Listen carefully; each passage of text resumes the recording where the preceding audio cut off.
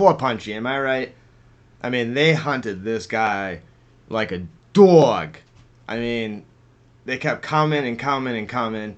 And at this point, I bet like Winter Hill knew that every single one of these Charlestown guys needed to be eliminated to the very last one. I mean, the last video I just made about Spike O'Toole, Howie Winter took him out because he knew like you couldn't have one of these guys left out there on the street because they were that dangerous. Just one of these guys. I mean, Stevie Hughes proved it when he took out Buddy McLean. Just one of these guys out there on the streets was dangerous. They were all real deal shotters, you know. Not one of these guys was to be taken lightly.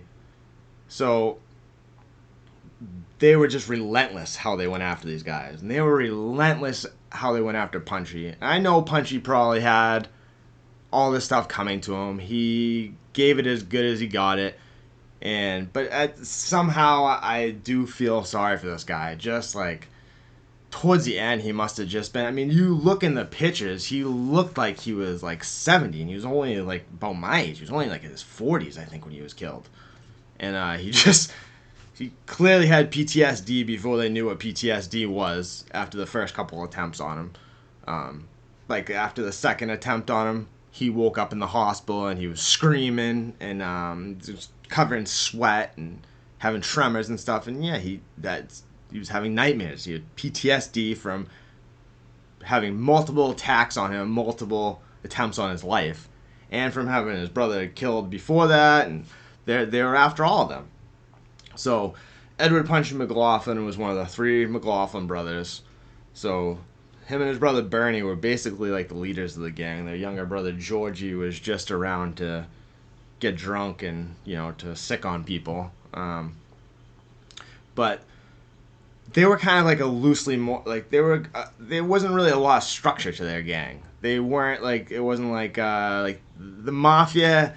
That's where like the Italians and the Irish differs. Like the Italians have a real structure. It's military. You know, there's soldiers, there's associates, soldiers, capos, capo di regimes, underbosses, bosses, consigliere. It's so structured. These Irish gangs in Boston, there was really no structure to them at all. There was some of them had clear leaders, some of them didn't really have. I don't think there was like a set leader in Charlestown. I think Bernie was more the head, I guess. It seemed like he was more the one when all this stuff popped off originally, and they were going to Buddy and saying, we want the guys who beat the crap out of Georgie on Labor Day weekend up on Salisbury Beach when Georgie grabbed the girl and the two guys, Red Lloyd, and I forget what the other guy was, and they, Bill Hickey and Red Lloyd, and they beat the crap out of Georgie and they put him in the hospital.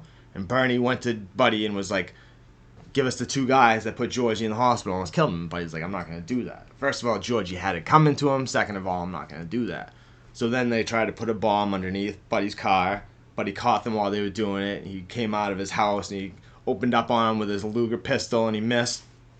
Police came to his house. He said, I don't want to file a report, you know, blah, blah, blah. And they told him to come out and look. And that's when he found the bomb hanging underneath his car. Turned bright red, told the cop to kick rocks, he'd take care of himself. The next day, him and Bobo Petricone, along with others, it was him and Bobo Petricone that carried it out, but obviously other people aided them and abetted them because there was two separate getaway cars and somebody had to be driving both those cars. But Buddy McLean was the one who pulled the trigger, so he took out Bernie McLaughlin the day after he discovered the bomb underneath his car. He took out Bernie McLaughlin in high noon, Charlestown Square on Halloween Day, 1961. So they took out Bernie. The war was officially underway. That kicked it off officially.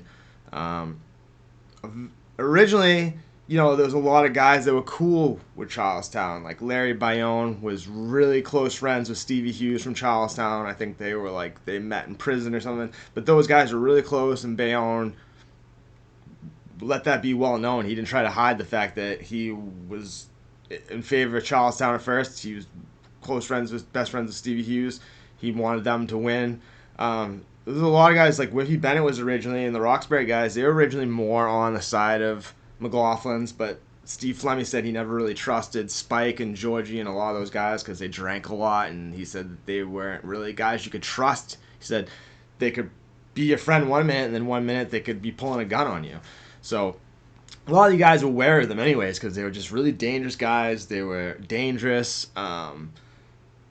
Unless they were like you were really part of their crew or really good friends with them, they had the kind of a nasty reputation of turning on people and stuff like that. So they were just dangerous. So anyways, let's get back more to like Punchy. So the first attempt on Punchy. So after they took out Bernie, is like they're going tit tat back and forth, and Punchy's kind of laying low. At this point, I don't know if Georgie had killed William Sheridan yet, and he was completely on the lam. They're all basically just laying low. So Punchy is the first story that goes along with this. The first attempt on him was complete. It's completely like fabricated story. Frank Salemi, I don't know if he completely created this story or whatever, but it's been written like numerous times that Punchy was waiting in the Beth Israel parking lot, Beth Israel hospital parking lot in Boston, and two men dressed up as Hasidic Jews or as rabbis walked by him and took out weapons and shot him. So this never happened. This is completely made up. Jimmy Sims and Joe McDonald were the ones that were most likely involved in the first attack on him. It didn't even happen at the Beth Israel parking lot.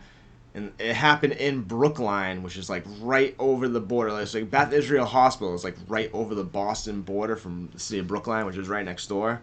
So it didn't even happen in the hospital.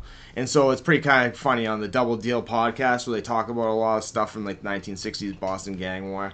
They say that Frank Salemi made up this story, and in his head to keep his lies together, he said that they were dressed up as rabbis or Hasidic Jews to try to remember Beth Israel Hospital, and that's how he remembered it, by saying that they were dressed up as. And I mean, it's kind of funny, but it could be true, and that's how because it's like I said, it didn't happen where he said it happened. Him and Steve Flemmi didn't do it. The people who did it weren't dressed up. Joe McDonald and Jimmy Sims or whoever really did it weren't dressed up like Hasidic Jews. So it's just a complete. It's like I said, a lot of these things that happened back in the 1960s. Some of them, like guys' memories weren't. Maybe they forgot things a little bit incorrectly or left a couple things out or their memories failed them. And then there's other stuff that's just completely made up stories.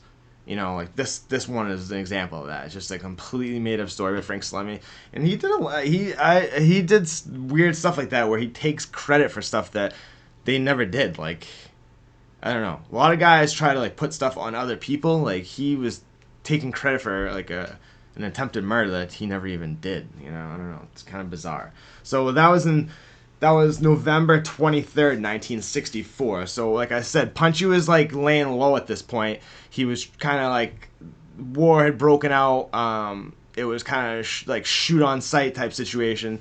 And they weren't able to collect off their normal rackets and stuff. And that's the thing about like when there's basically open warfare is like people aren't able to earn. They're not able to go and collect and stuff. And it hurts people's bottom lines. And that was a big reason why this war was kind of like expedited to come to an end, is because it was starting to hurt everybody's bottom line, including Ray and Patriarca.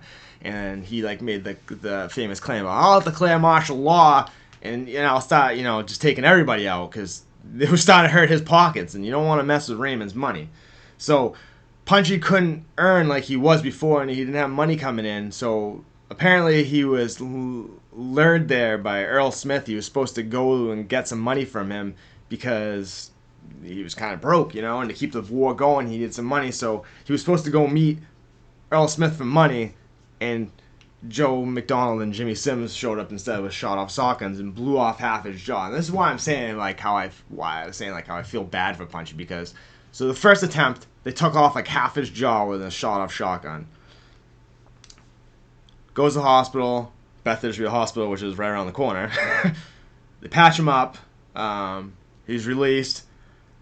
He's laying low for about a year after he got shot for the first time. He's really not on the street that much. They're not, the Charlestown crew really isn't on the offense. He's living with his girlfriend Helen Cronus in Canton, which is like south of Boston, and it's basically almost a year after the first shooting. The first shooting was in November 1964. The second one's in August of 1965. So it's about noontime.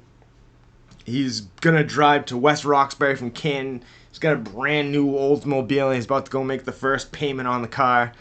So he pulls out of the street that he's driving in Canton that he's living on with his girlfriend Helen Cronus.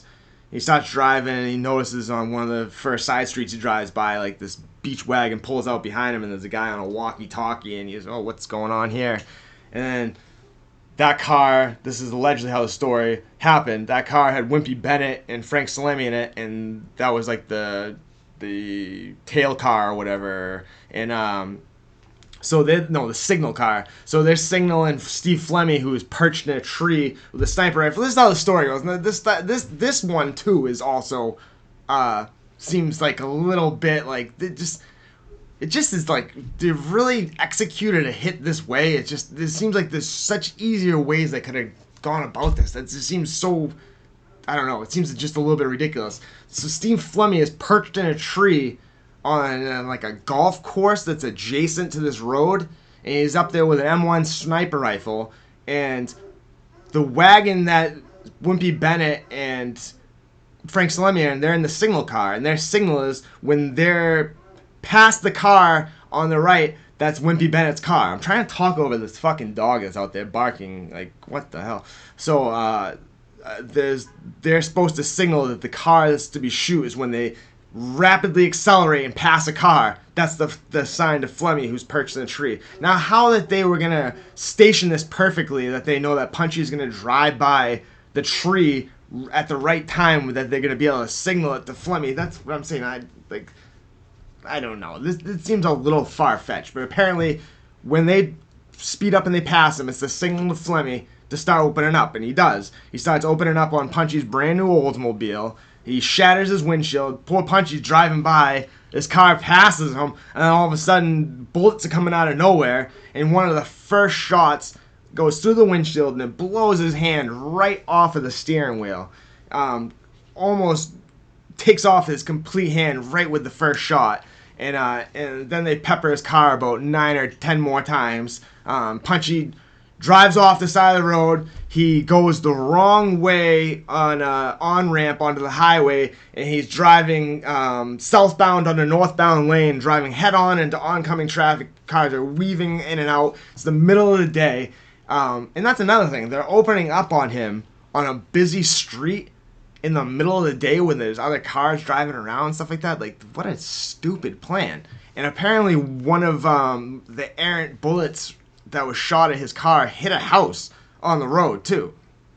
So Punchy drives off the side of he drives off, onto the highway, driving on the wrong way and onto head on onto oncoming traffic. He pulls off onto a service station, a rest stop. He makes like a makeshift tourniquet and ends up passing out from like loss of blood. And he wakes up and he's in like Natick Hospital or something like that, and like the nearest hospital nearby to Canton. He wakes up and his hand's gone. And he's like, Jesus, man, like missing his right hand. That's gotta suck. That's gotta, man, like just a year ago, someone attacked you while you were sitting in your car, blew half your jaw off. Probably the only reason why he survived that was because he was sitting in the car. And Raymond Patriarca made another like famous quote about that too. He said, you never try to take out a guy while he's in the car and you're outside the car. It's one of the hardest ways to pull off a hit is when the target's sitting inside. It's almost like they're inside a armored fortress. You know what I mean? So like that's why they took off part of his jaw and they didn't kill him, is because the car probably blocked a lot of the buckshot from the shotgun. Oh, and that's another thing too, is Patriarca said if they used double aught instead of birdshot, they probably would have finished him and it would have done the trick, because they would have blown instead of blowing a piece of his jaw off, they would have blew his whole head off. Maybe I'm getting too graphic now. YouTube is going to demonetize this. I try to do this video before the MS-13 video, because I'm surely they're going to demonetize that one. But anyway, so that was August 16th, 1965 is when he got shot. That's so, I think both these first two attempts are, I don't think that's the actual way it happened. I'm just saying the whole thing seems a little fantastic. I think the first attempt, the story of the Hasidic Jews, is just a straight up lie, fabrication. I believe someone from a long range with some sort of sniper rifle tried to take out Punchy while he was driving the second time. I just don't necessarily think it was like Steve Flemmi set up in a tree waiting for a car to signal him and drive by. It would have just been for that to have been pulled off at the right point where he's positioned in the tree. There's so many variables that could have gone wrong up until that point where they didn't. I just don't see that being the way it happened, and it's just a bad plan. Like, the odds of him getting hit and killed. I mean, if you couldn't get this guy walking up on him while he was inside of a car, what makes you think you're going to get him from long range, far away, while he's driving in a car? I mean, he was stationary in the car the first time.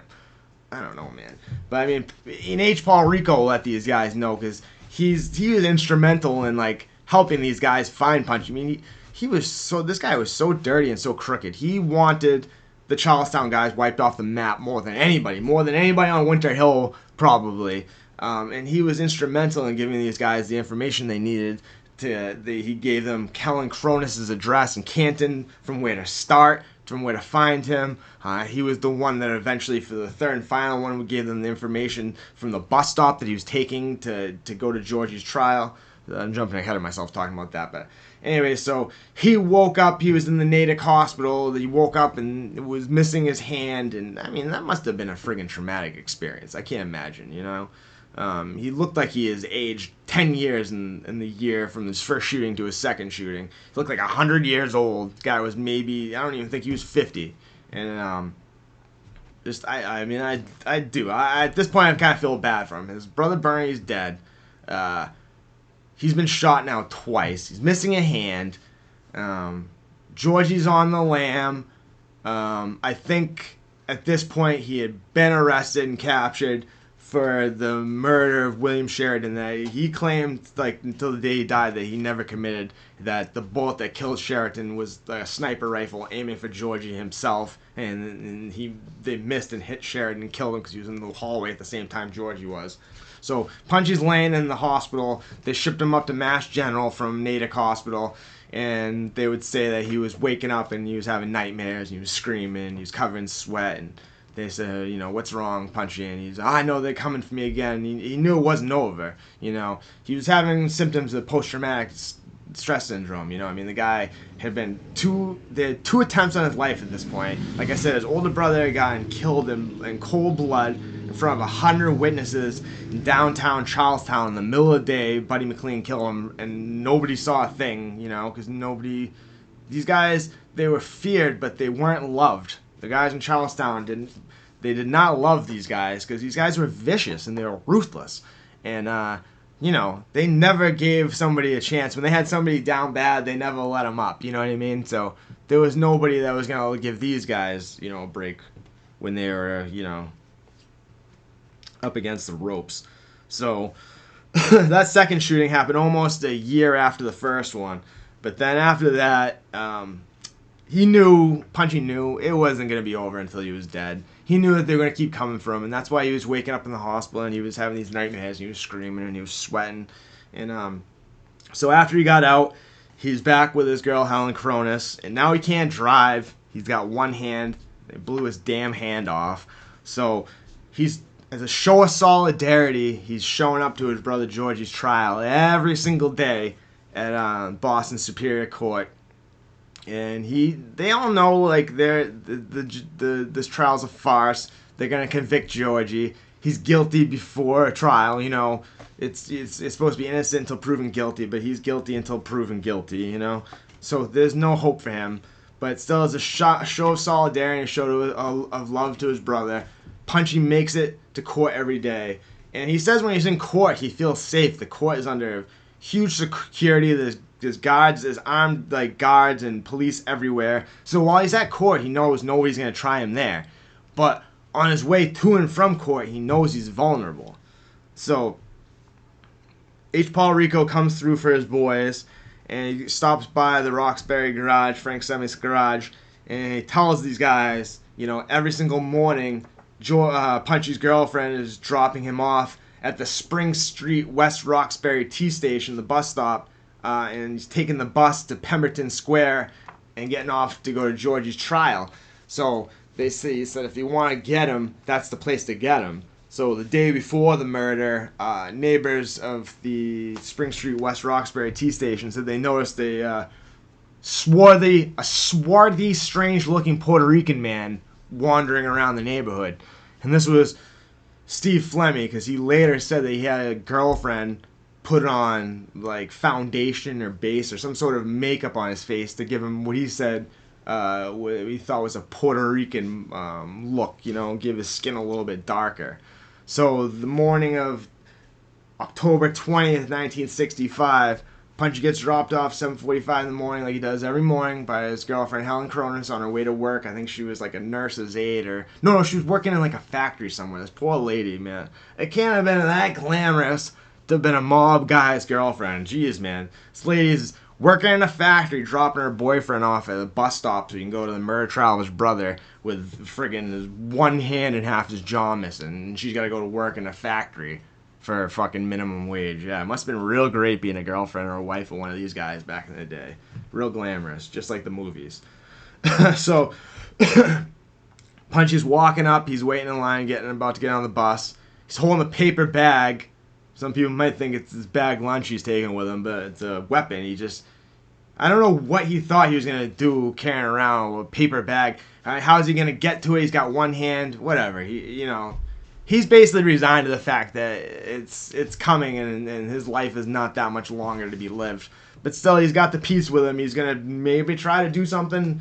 So, as Punchy's about to get on the bus that fateful morning, he takes about 2 steps onto the bus. Steve Fleming walks up in about 2 feet, pretty close distance. They weren't taking any chances with this last and final attempt. He opens up on him with a .38 Wembley, I believe it was, handgun.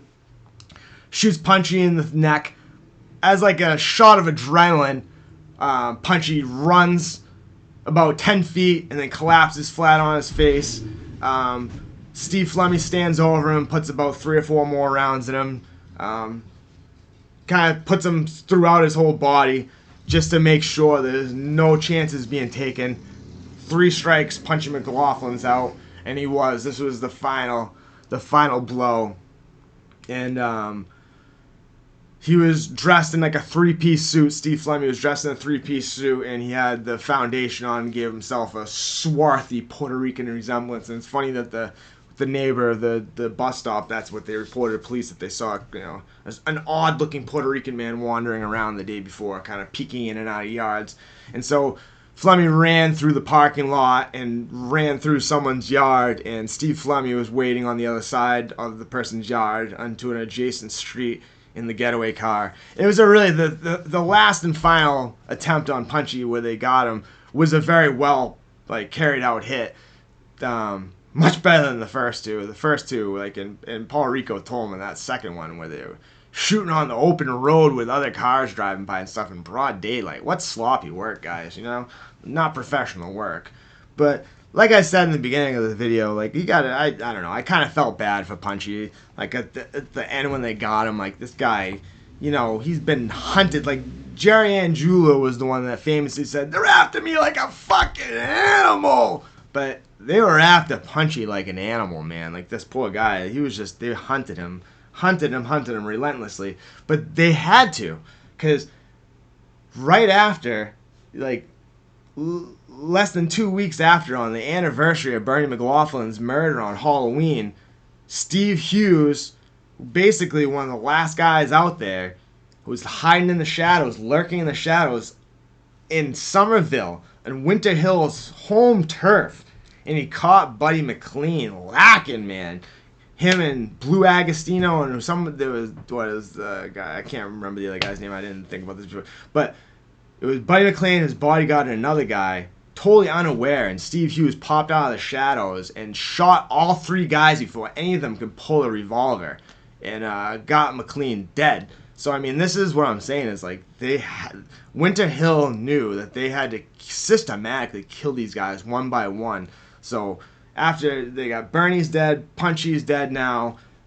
Georgie's in prison for the rest of his lives. So now they gotta take out the Hughes brothers, which they did one by one. They took out the Hughes brothers, and I'll make videos and talk about that in the future. And then the last video I just made about Spike O'Toole, we know what happened there, how he went there. And this was like almost 10 years after the fact when they took out Spike O'Toole in 1973. Where it's like, dude, like it doesn't matter. Like you can't have one of these guys out there on the street because they wouldn't be getting any sleep at night, because just one of these guys out there, he could kill a couple of guys himself, you know. And these guys don't forget grudges. These Charlestown guys, they're not gonna let things go. So, like I said, it just kind of it was almost like taking him out of his misery towards the end. Poor Punchy, you know, they had hunted him. He was just kind of a broken man, physically and emotionally.